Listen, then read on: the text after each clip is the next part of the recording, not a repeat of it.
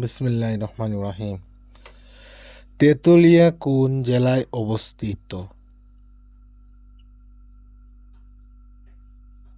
পঞ্চগড়। বাংলাদেশের সবচেয়ে উত্তরে অবস্থিত স্থানের নাম? বাংলাবান্ধা। বাংলাবান্ধা কোন জেলায় অবস্থিত? পঞ্চগড়। বাংলাদেশের সবচেয়ে দক্ষিণের জেলা কোনটি?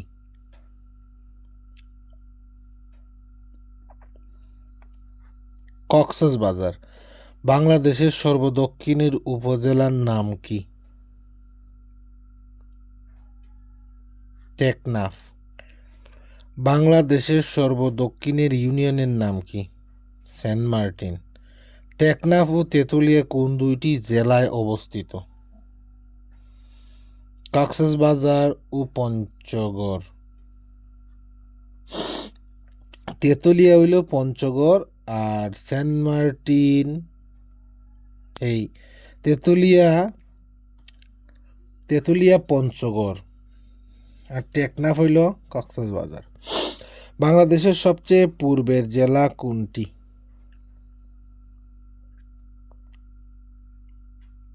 বান্দরবান। বাংলাদেশের সবচেয়ে পূর্বের উপজেলা কোনটি? তানসি। বাংলাদেশের সর্বপশ্চিমে অবস্থিত জেলা?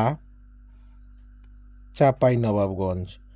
বাংলাদেশের সর্বপশ্চিমে অবস্থিত উপজেলা কোনটি? শিবগঞ্জ। বাংলাদেশের উত্তর পূর্ব কোণে উপজেলা কোনটি? জকিগঞ্জ।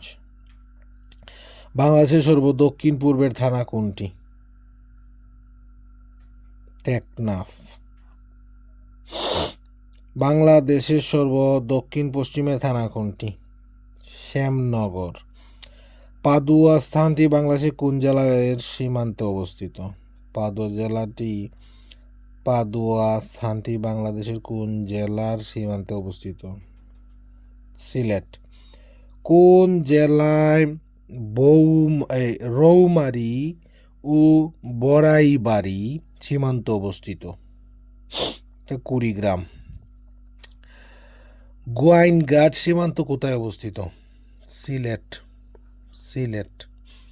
হ্যাঁ, এরপরে গুমধুম সীমান্ত কোথায় অবস্থিত? গুমধুম সীমান্ত অবস্থিত হইল বান্দরবান। গুমধুম সীমান্ত কোন বিভাগে অবস্থিত? চট্টগ্রাম। বাংলাদেশের বিভিন্ন স্থানের পূর্ব নাম ও উপনাম। মুজিবনগরের পূর্ব নাম ছিল বৈদ্যনাথতলা, সবাই জানে। মুজিবনগরের পূর্ব নাম কি? ভবের পাড়া, আম্রকানন। ময়নামতির পূর্ব নাম কি ছিল? রোহিতগিরি। সোনারগাঁওয়ের পূর্ব নাম কি ছিল? সবাই জানে, সুবর্ণগ্রাম।